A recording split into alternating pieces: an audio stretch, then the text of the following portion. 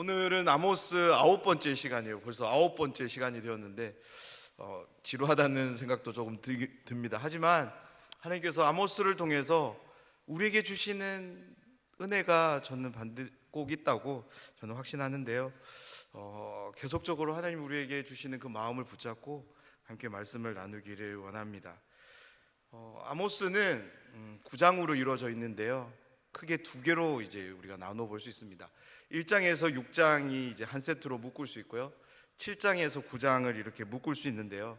이렇게 두 개로 묶을 수 있는 이유는 아모스가 이스라엘 백성들에게 하나님의 말씀을, 예언을 전파하는 방식에 따른 차이 때문에 그렇습니다.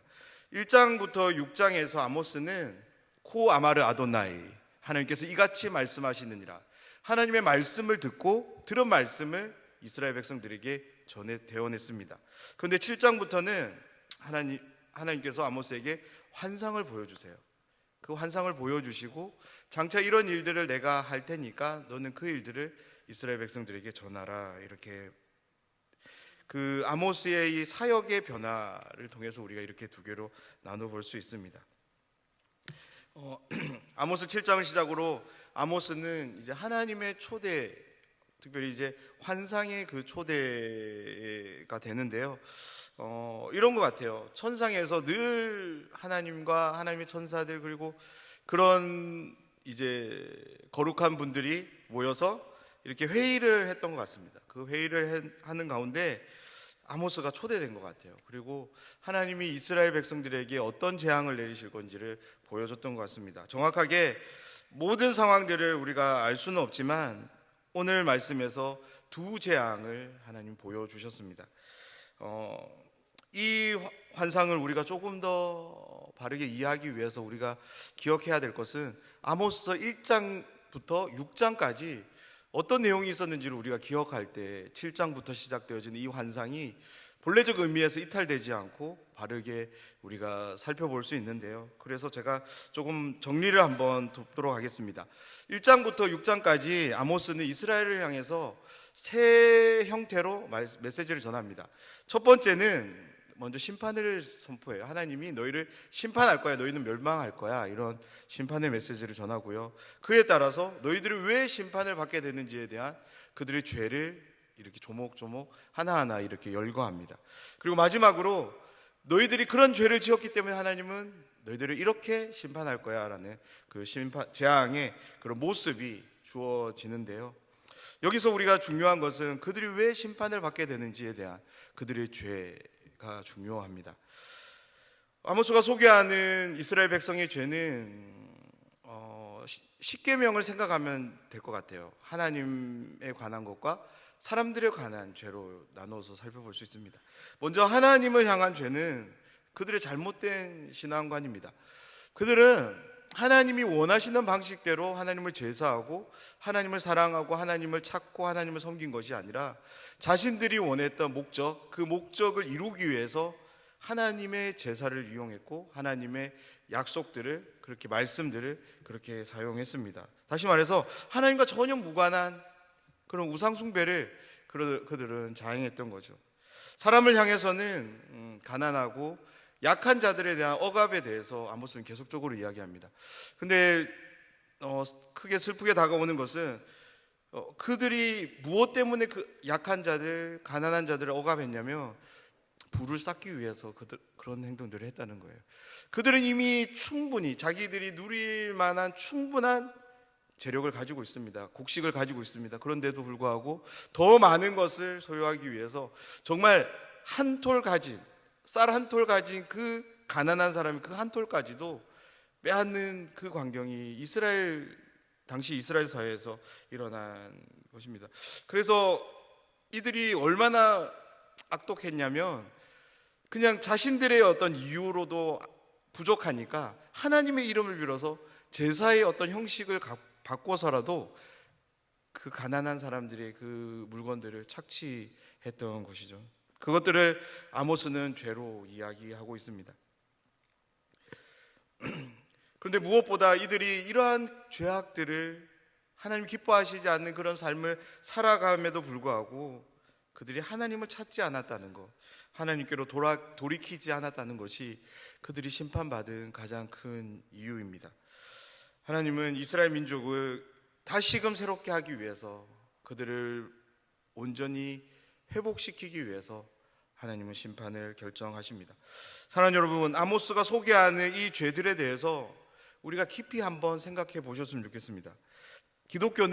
우리가 믿는 기독교는 내가 무언가를 해서 만들어내서 하나님께 나아가는 것이 아닙니다. 그렇다고 우리가 이렇게 만드는 것은 더더욱 아닙니다. 철저히 하나님의 말씀에 순종함으로 그렇게 나아가는 것이 기독교 신앙입니다. 또한 함께하는 지체들, 그리고 더 나아가 우리의 이웃들에 대해서 그 어떤 억압도 횡포도 정당화될 수 없습니다. 용납될 수 없습니다. 하나님은 이 모든 것들을 지켜보고 계시고 죄로 여기신다는 것입니다. 이런 내용을 기억하며 오늘 말씀을 시작하기를 원하는데요, 말씀을 나누기 앞서서 먼저 1절부터 6절까지 전체적인 구조를 좀 설명드리고자 합니다. 1절에서 3절은 이제 메뚜기로 인한 재앙을 담고 있는 환상이고요, 4절에서 6절은 불이라는 재앙을 담고 있는 환상입니다. 이 두 환상은 동일한 구조를 가집니다. 먼저 이 환상이 하나님으로 인해서 주어진 것에 대해서 아모스는 이야기합니다. 하나님이 내게 보이셨다. 내 생각이 만들어낸 것이 아니라 이 환상은 하나님이 보이신 것이다, 이렇게 말하고요. 그리고 그러한 환상의 내용 이후에 환상이 담고 있는 재앙이 어떠한 것인가에 대한 소개가 나옵니다. 그 재앙을 목도한 아모스의 반응이 나오고요, 그 아모스의 반응에 대한 또 하나님의 응답이 이 환상의 구조입니다. 우리 첫 번째 환상을 한번 살펴보면 1절 말씀인데요, 우리 1절 말씀을 한번 다 같이 한번 읽어보도록 하겠습니다. 주 여호와께서 내게 보이신 것이 이러하니라. 왕이 풀을 벤 후 풀이 다시 움돋기 시작할 때에 주께서 메뚜기를 지으심에. 아멘. 아모스는 하나님께서 자신이 보이신 것이 있음을 소개하며, 그 내용을 우리가 가만히 살펴보면 먼저 왕이 풀을 베는 상황이 연출됩니다. 그리고 풀이 다시 움돋기 시작하는 때가 나오고요, 우리가 이 상황을 한번 생각해 보면 좋겠습니다. 수확을 했습니다. 그 수확 이후에 풀이 바로 나지는 않아요. 상당한 시간이 흘러야지만 풀은 다시 자랍니다. 오늘 이 환상은 그냥 일순간에 일어난 상황이 아니라 꽤 긴 시간이 아모스에게 보여졌던 것 같습니다. 그렇게 풀이 다시 자라나기를 시작할 때 하나님께서 한 가지 행동을 하시는데요, 하나님께서 메뚜기 떼를 준비하십니다. 그렇다면 하나님께서 왜 메뚜기 떼를 준비하실까요? 바로 새롭게 돋아나는 모든 풀을 모조리 먹어치우도록 하기 위해서 메뚜기 떼를 하나님은 준비하십니다. 다름 아닌 이스라엘 백성들의 모든 식량을 없애기 위해서 하나님은 메뚜기 떼를 준비하시는데요, 우리는 이 환상을 이해하기 위해서 이스라엘의 옛 과거를 한번 기억해 볼 필요가 있습니다. 이스라엘은 하나님이 왕이 되어 다스리는 나라였습니다. 그런데 언제부터인가 이스라엘 백성들이 왕을 요구하기 시작합니다. 마지막 사사였던 사무엘을 통해 이스라엘이라고 하는 나라의 정체성이 어떠한지가 말씀되었지만 이스라엘을 아랑곳하지 않고 계속적으로 자신들에게 왕을 세워줄 것을 요구합니다. 그때 하나님은 이스라엘 백성들의 요구에 맞춰서 왕을 허락하십니다. 그리고 사무엘을 통해서 이스라엘 백성들에게 왕의 제도가 이러할 것이다 라고 이야기하는데요, 이것은 긍정의 의미가 아니에요. 하나님이 심판의 내용이 분명히 담겨져 있는 내용입니다. 사무엘상 8장 15절의 내용인데요, 제가 한번 읽어드리겠습니다. 그가 또 너희의 곡식과 포도원 소산의 11조를 거두어 자기의 관리와 신하에게 줄 것이며, 너희에게 이제 왕이 세워지게 될 텐데, 너희에게 왕이 세워지고 나면 너희들이 왕에게 이러한 것들을 바쳐야 될 거야 라고 말씀하고 있는 것입니다.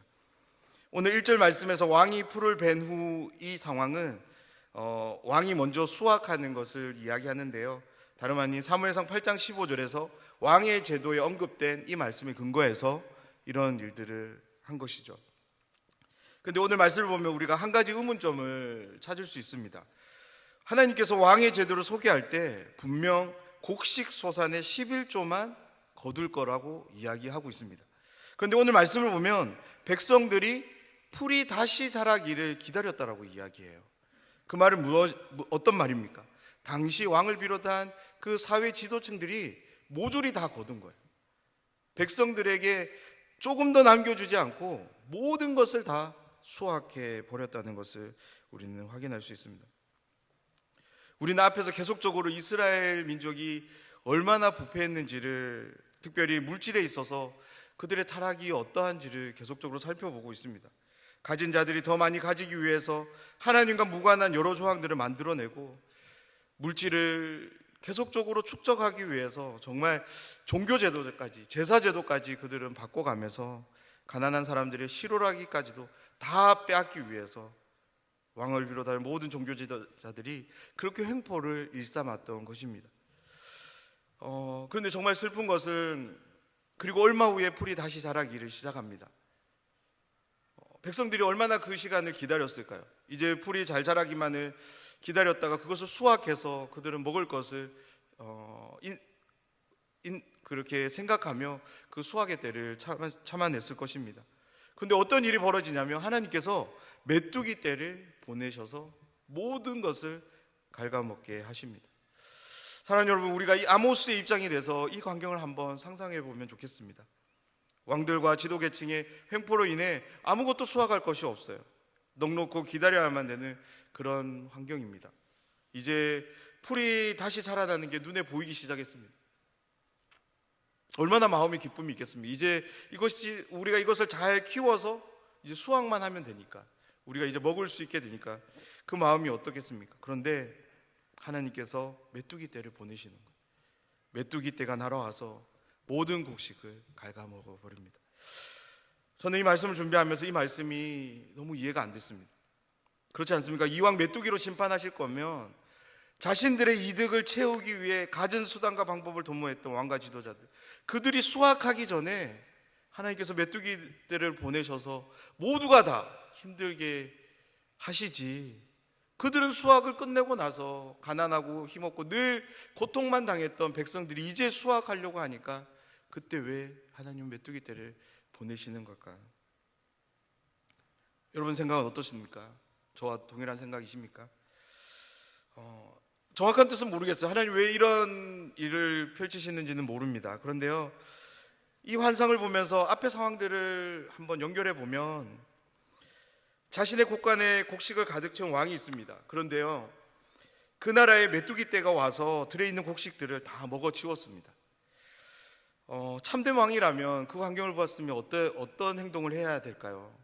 자신의 곳간을 열어서 굶주린 그 백성들에게 곡식을 나눠줘야 되지 않을까요?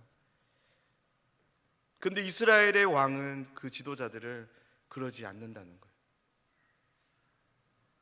메뚜기 떼가 와서 다 갉아먹을 때까지 왕이 어떤 행동을 했다라는 그런 메시지는 보이지 않습니다.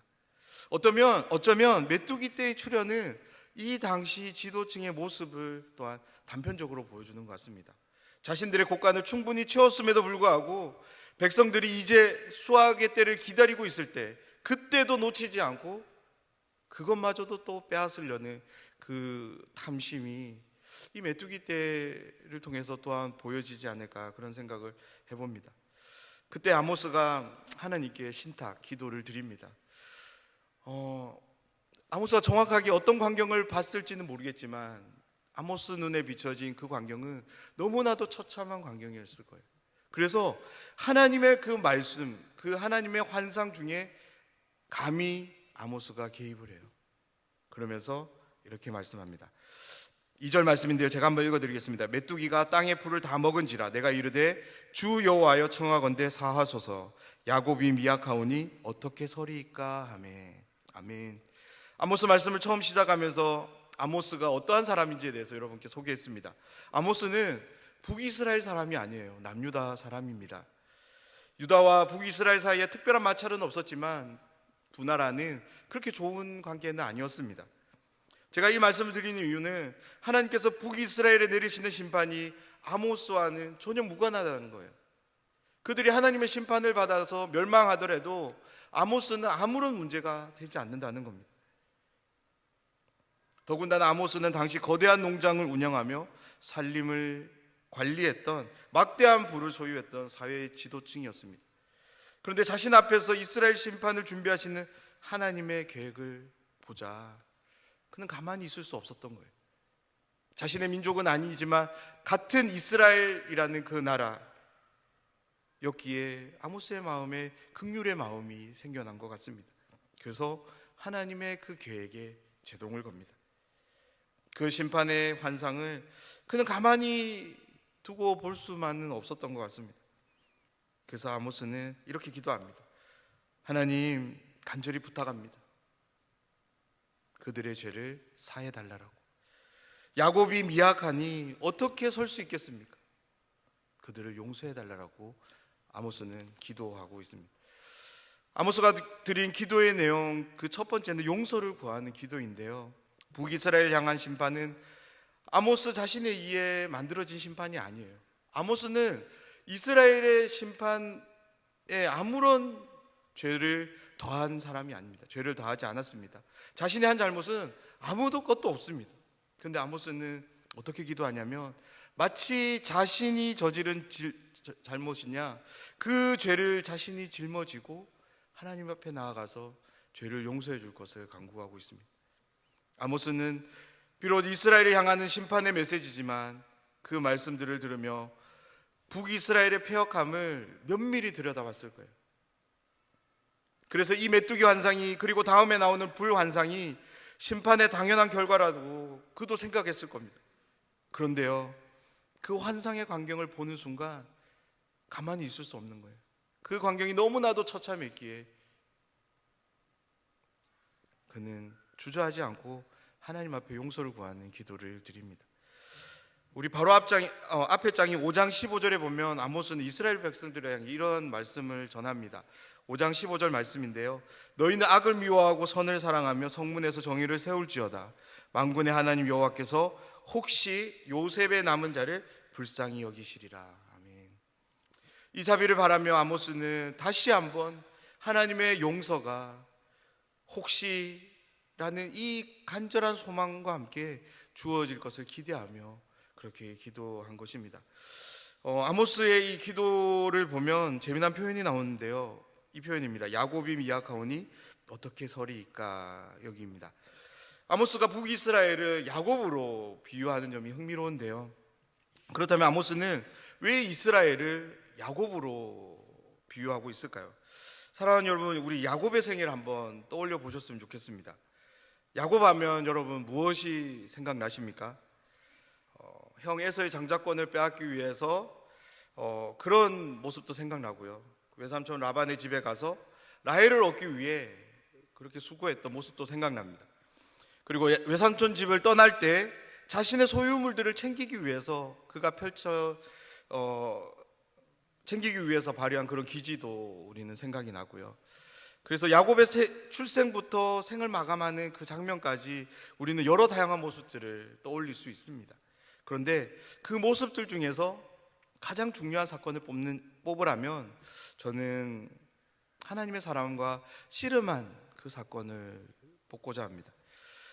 왜냐하면 야곱의 생애에서 하나님의 사랑과 씨름한 사건이 왜 저에게 그렇게 중요하게 다가오냐면 야곱이란 이름을 버리고 이스라엘이라는 이름을 얻게 되는 사건이기 때문에 그렇습니다. 다시 말해서 야곱이라는 사람이 이 씨름 이전에와 이 씨름 이후의 삶이 완전히 달라질 것에 대한 하나님의 마음이 함께하는 사건이기 때문인데요, 그 이름을 얻기 전에 어떤 일이 있었습니까? 하나님의 사람에 의해서 허리가 꺾이고 환도뼈가 골절되는 그런 일이 있었습니다. 그래서 그는 이제 바로 설 수 없는 그런 상황이 되었던 거죠. 다시 말해서 야곱은 하나님으로부터 정말 가혹한 심판을 받게 되었고 그로 인해서 그 씨름에서 질 수밖에 없게 된 거죠. 그는 패배라는 것을 경험하게 된 것입니다. 하나님께서 왜 이렇게 야곱에게 이러한 일을 하셨을까? 여러 가지 많은 말씀들로 설명드릴 수 있겠지만 저는 지금까지 야곱의 삶을 쭉 살펴보면 그는 자신이 발휘할 수 있는 모든 방법들을 다 동원해서 이기는 싸움만 했던 거예요. 늘 이기는 싸움 때문에 그는 하나님 앞에서도 지지 않을 거라고 그는 생각했던 것 같습니다. 창세기 32장을 읽어보면 정말 야곱이 밤새도록, 밤이 맞도록 그렇게 씨름하는 것을 우리는 볼 수 있습니다. 그런 야곱의 그 강직한 마음을 하나님께서 깨트리시기 위해서 왜 깨트리셔야 됐을까요? 앞으로의 야곱의 삶에서 그 강직함은 더 이상 필요 없기 때문에 그렇습니다. 오히려 연약함을 가지고 하나님을 의지하며 하나님을 붙드는 삶이 야곱에게 필요한 삶이지, 더 나아가서 야곱을 통해서 세워지게 되는 이스라엘이라고 하는 민족이 자신의 힘을 의지하고 자신의 능력을 통해서 살아가야 되는 나라가 아니라 하나님을 간절히 붙잡고 의지하며 살아가야 되는 나라이기에 하나님이 이런 일을 저는 하셨다라고 믿습니다. 오늘 말씀에서 아모스가 이스라엘을 야곱으로 칭한 이유는 하나님 앞에서 이스라엘의 연약함을 기억하도록 하기 위해서 이와 같은 비유를 설명하고 있는 것입니다. 하나님께서 허리를 꺾으셨고 환도뼈를 치셨기에 절뚝발이로 남은 생애를 살아야만 했던 야곱, 그는 연약한 인생인 것입니다. 미약한 인생이라는 것입니다. 바로 그 이스라엘이 그와 같다라는 거예요. 다름 아닌 하나님이 내리시 재앙 앞에서 미약하다라는 것입니다. 그들은 하나님이 내리시는 재앙을 견딜 수 없는 그런 미약한 자이니까 하나님 그 재앙 거두어 주세요. 그 재앙 내리지 말아 주세요. 이것이 바로 아모스의 기도입니다. 그 환상을 통해서 아모스가 내려다본 이스라엘은 너무나도 연약한 야곱과 같은 그런 모습이었기에 이스라엘 향해서 이렇게 말하고 있는 것입니다. 그리고 그 무엇보다 아모스는 하나님에 대한 바른 지식을 가졌던 것 같습니다. 야곱과 같은 연약한 자를 가만히 내버려 두지 않으시고 가난한 자와 힘없는 자들을 사랑하시며 긍휼로 돌보시는 하나님이심을 아모스는 알았기 때문에 그러했기에 아모스는 이 환상 가운데 하나님께 이렇게 기도한 것입니다. 하나님, 간절히 기도드립니다. 그들의 죄를 사해 주십시오라고. 사랑하는 여러분, 아모스는 북이스라엘과 전혀 무관한 사람이었습니다. 그런데 어느 날 갑자기 자신에게 찾아온 하나님의 말씀 때문에 예언자가 됩니다. 하나님께서 말씀하시는 말을 있는 그대로 증언하기만 하면 되었습니다. 그런데 아모스는 오늘 하나님이 보여주시는 그 환상 앞에서 가만히 있을 수 없었습니다. 너무나도 처참한 그 비극적인 심판의 환상 앞에서 아모스는 가만히 있을 수 없었던 거예요. 이스라엘의 죄를 자신이 짊어지고 하나님 앞에 용서를 구하기 위해 대신 나아갔습니다. 그리고 기도했습니다. 사랑하는 여러분, 오늘 아모스의 기도를 보면서 저와 여러분, 우리 모두가 이렇게 기도할 수 있으면 좋겠다는 생각이 듭니다. 우리는 우리와 직접적인 이해관계가 있는 사람을 위해서 기도하기는 쉽습니다. 그리고 우리와 직접적인 그런 상황들에 대해서는 기도하기 쉽습니다. 또한 우리에게 요청되어지는 그 기도는 할 수 있습니다. 그런데요, 나와 전혀 무관한 사람, 전혀 관계없는 그 상황을 두고 우리는 기도하지 않습니다. 아니, 기도하지 않는 것이 당연합니다. 왜냐하면 어느 누구도 발벗고 누군가를 위해서 힘들게 기도의 수고를 감당할 이유는 없기 때문에 그렇습니다. 현대를 살아가는 그리스도인이라며 어느 누구나 그럴 것입니다. 그런데 오늘 이 아모스가 드리는 기도의 모습을 보면서 하나님이 오늘날 이 시대를 바라보시면서 아모스와 같이 기도하는 하나님의 사람들을 찾고 계신다는 그런 생각이 듭니다. 그러면서 저는 에클레시아 기도가 생각이 났습니다. 에클레시아 기도를 한 번이라도 해보신 분은 아시겠지만 기도의 대부분은 나와 전혀 무관한 내용입니다. 나와 이해관계가 없는 그런 사람들에 대한 기도의 내용들입니다. 누군가가 나에게 부탁해서 하는 기도는 더더욱 아니고요. 에클레시아 기도팀 모두는 하나님이 개인적으로 주시는 기도의 마음을 붙잡고 자원해서 마치 아모스와 같이 이렇게 기도하는 분들인데요. 사랑하는 여러분, 우리 안에서 이와 같은 기도의 운동이 더욱 활발하게 일어나기를 간절히 소원합니다. 그래서 누군가를 위해서, 그리고 어떤 상황들을 위해서, 나와 저는 무관한 상황이라 할지라도 그런 상황들을 위해서 기도하는 것이 너무나도 자연스러운 우리의 기도가 되기를 간절히 소원합니다. 3절 말씀인데요. 여호와께서 이에 대하여 뜻을 돌이키셨으므로 이것이 이루어지지 아니하리라. 여호와께서 말씀하셨느니라. 아멘. 3절 말씀을 보면 아모스의 기도에 대한 하나님의 응답을 담은 말씀인데요. 이 말씀은 긍정의 메시지입니다. 하나님께서 이스라엘을 향한 심판을 거두시겠다고 말씀하십니다. 혹시 이 말씀을 보면서 어떤 잘못을 저질렀던 간에 하나님께 기도하면 하나님께서 마음을 돌이키셔서 죄를 심판하시지 않는구나, 그렇게 오해하지 않으셨으면 좋겠습니다. 성경에서 하나님이 마치 사람처럼 묘사되는 부분이 있는데, 오늘 말씀처럼 뜻을 돌이키셨으므로 라는 이런 표현이 나오는 부분을 가리켜 이제 신인 동용론적 표현이라고 합니다. 이 말씀이 우리에게 들려주는 의미는 이런 의미입니다. 하나님이 죄를 제거하는 죄책을 무효시키는 것이 아니라 하나님의 용서는 늘 연약한 자를 향한다는 거예요. 하나님이 늘 긍휼과 자비를 준비하고 계시고, 그렇게 하나님을 찾는 자에게 그 자비를, 그 긍휼을 언제든지 내려주신다는 의미인 것입니다. 다시 한번 말씀드립니다. 우리가 기도했을 때 하나님이 심판하시지 않는 것은 그렇게 이해하시면 안 돼요. 우리가 기도만 하면 하나님이 심판하시지 않는다, 이렇게 이해하면 안 되는 것입니다. 하나님을 찾는 자들에게 언제나 자비로 함께 하시는, 긍휼을 베푸시는 그 하나님이시라는 거예요. 그래서 마음을 돌이키시는 하나님의 모습을 보면서 우리가 기억해야 될 것은, 하나님께서 자신의 결정에 대해 후회하시거나 잘못된 결정이었음을 인정하는 그런 것이 아니라, 하나님이 절대 냉혹하거나 차디찬 법의 집행자가 아니라는 것입니다. 하나님은 심장이 박동하는 감정을 가지신 분이시고, 더 정확하게 말하자면 완전한 감정을 소유하고 계신 분이시죠. 자식을 향한 애끓는 마음을 가지고 계시고요, 누구보다 불의를 기뻐하지 않으시고, 아무도 눈길 주지 않는 연약하고 보잘것없는 풀 한 포기도 하나님 가만히 내버려 두지 않으시고, 그 불을 입히시고 기르시는 그런 분이시라는 것입니다. 우리와는 전혀 차원이 다른 완전한 생각을 소유하신 분이십니다. 완전한 감정으로 슬픔을 이해하시고 기쁨을 이해하시고, 그러한 슬픔과 기쁨을 가지고 우리를 공감하시는 그런 하나님이심을 우리는 기억해야 될 것입니다. 그런 하나님께서 우리의 기도를 들으시고 응답하시는 것은 너무나도 자연스러운 일인 거죠. 지금도 하나님은 아모스와 동일한 마음으로 우리의 기도를 들으십니다. 믿으시나요? 또한 동일한 마음으로 공감하시고 늘 자비와 긍휼을 준비하시는 하나님이심을 믿습니다.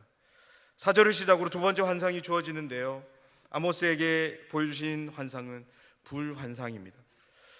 그런데 이 불 역시 하나님에 의해서 주어집니다. 다시 말해서 이스라엘 민족에게 불의 심판을 내리시는 분은 바로 하나님이시라는 거예요.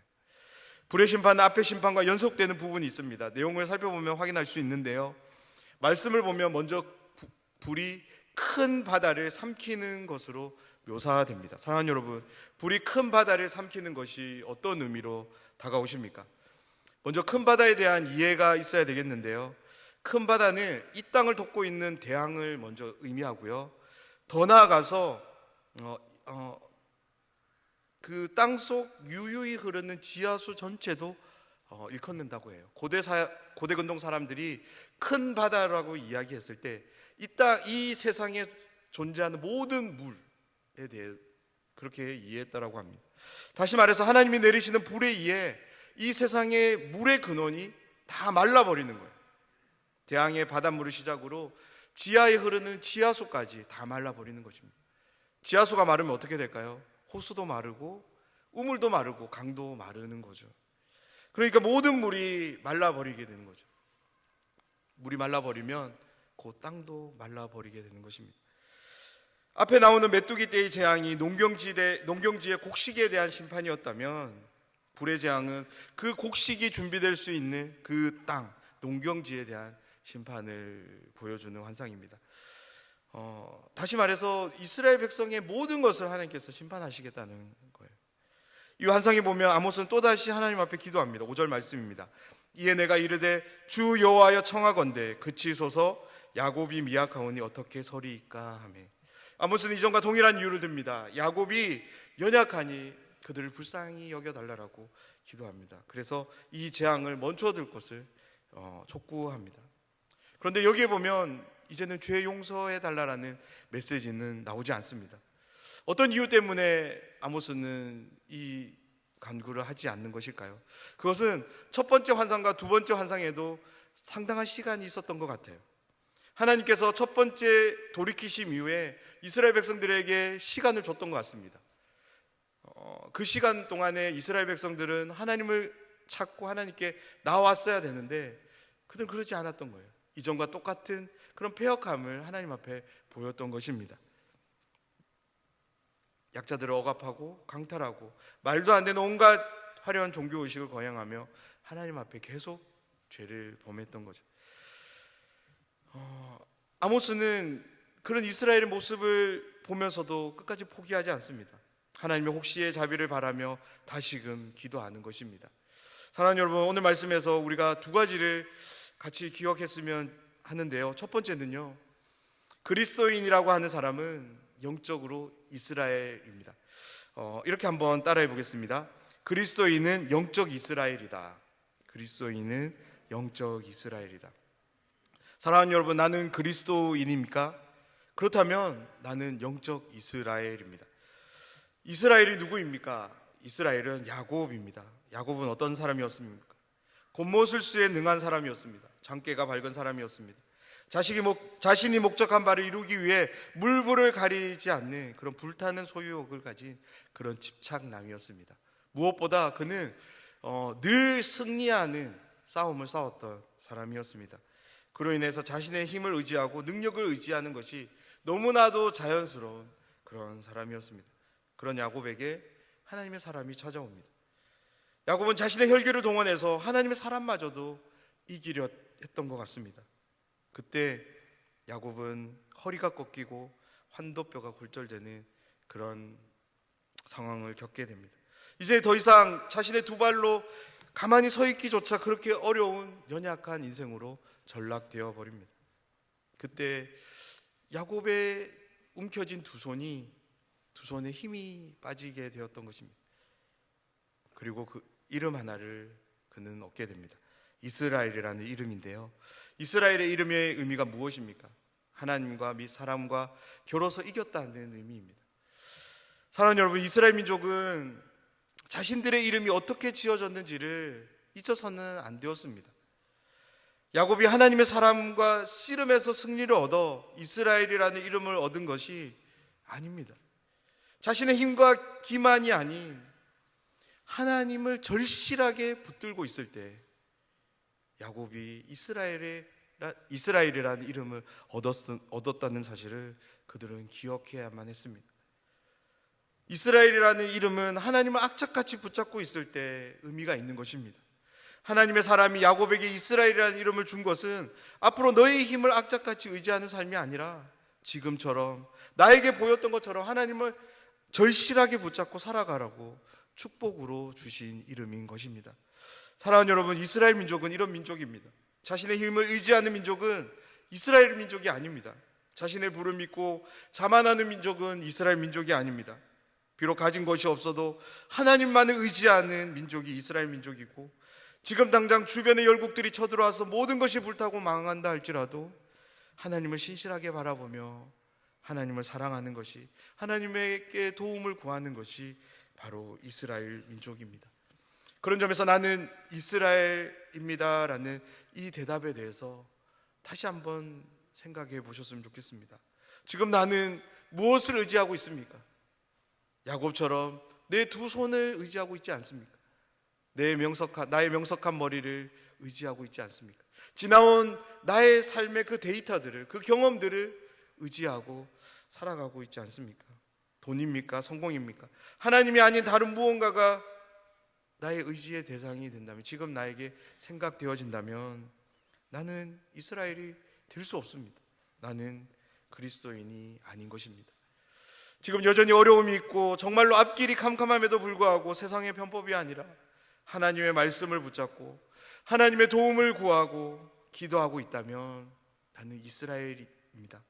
나는 그리스도인입니다. 그리스도인은 하나님만을 온전히 절실히 붙잡는 사람입니다.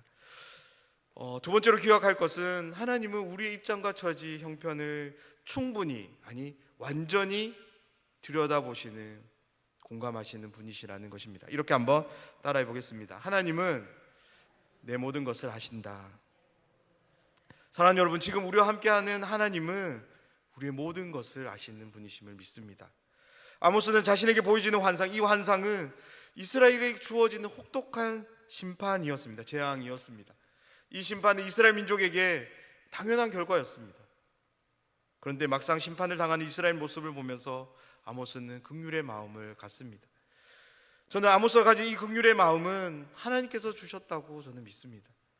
아모스 또한 그 긍휼이 어디에서 비롯되었는지를 잘 알고 있었기에 아모스는 하나님께 나아가 기도할 수 있었습니다. 심판이 멈춰질 것을 촉구한 것입니다. 그들의 연약함을 잊지 마시고 그들을 불쌍히 여겨줄 것을, 그들을 향한 자비와 긍휼을 거두지 말 것을 하나님께 간절히 기도했습니다. 아모스의 이 요청에 대해 하나님의 반응이 어떻습니까? 하나님은 자신의 뜻을, 마음을 돌이키십니다. 사랑하는 여러분, 우리가 믿고 사랑하며 신뢰하는 하나님은 냉철하지만 냉혹한 분은 아니십니다. 우리의 육체적인 어려움을 헤아려 주시는 분이 동시에 우리의 마음 깊은 곳에서 내는 소리, 그 아픔까지도 들여다보시고 헤아려 주시는 그런 따뜻한 마음을 소유하신 자비로우신 아버지이십니다. 믿으시나요? 이 하나님께서 저와 여러분, 우리와 함께함을 여러분 늘 기억하셨으면 좋겠습니다. 하나님 아모스에게 두 환상을 보이십니다. 이 환상은 이스라엘을 향한 심판, 재앙의 환상이었습니다. 그런데 이 환상을 통해 하나님은 이스라엘을 향한 하나님의 마음 또한 아모스를 통해 보여주고 계십니다. 그것이 무엇입니까? 나를 찾으라는 거예요. 나에게 돌아오라는 거예요. 너희에게 심판은 불가하지만 그럼에도 불구하고 나를 제발 찾아달라는 것이 아모스가 우리에게 들려주는 메시지입니다. 아모스는 계속적으로 우리에게 심판을 들려줍니다. 그런데 그 심판 너머 이스라엘을 향한 하나님의 애틋한 사랑이 하나님을 찾고 돌아오라는 간절한 절규, 외침으로 함께하고 있습니다. 사랑하는 여러분, 아모스를 함께 나누는 가운데 우리 안에 하나님의 이 놀라운 은혜와 자비, 그것을 베푸시는 하나님을 풍성히 경험하는 은혜가 있기를 간절히 소원합니다. 그래서 그 하나님과 함께하는 삶이 늘 즐겁고 기쁨이 되는 그런 삶이 되면 좋겠고요. 무엇보다 그러한 즐겁고 기쁨을 통해서 우리의 일상, 우리의 매일의 일상이 하나님으로 인해 행복을 경험하는 그런 생활과 삶이 되길 주님의 이름으로 축원드립니다.